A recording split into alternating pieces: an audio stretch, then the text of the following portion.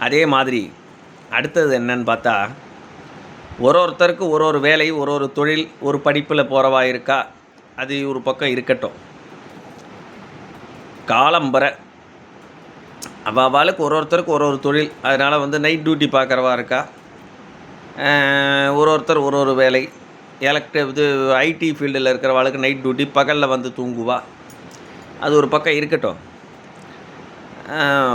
நம்ம தூங்கி எந்திரிச்சு அரை மணி நேரம், அதிகபட்சம் அரை மணி நேரத்தில் குளிச்சுட்டா நம்மளுக்கு உடல் ரீதியாகவும் நல்லது, மன ரீதியாகவும் நல்லது. ஒரு பீஸ்ஃபுல் அமைதி கிடைக்கும்.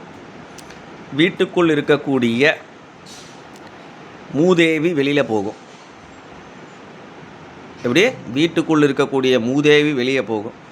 மூதேவி வெளியில் போனால் தான் ஸ்ரீதேவி வீட்டுக்குள்ளே வருவா. சரியா? இது பிரம்ம வாக்கு. ஓம் ஸ்ரீ காமாட்சி நமஹ. இது ரொம்ப நாளாக இதுவும் சொல்லணும்னு நினச்சிட்டு இருந்தேன், சொல்லிட்டேன். ஓம் ஸ்ரீ காமாட்சி நமஹ. உங்கள் ஜே.கே. ஐயர். அடுத்து என்னென்னு பார்ப்போம்.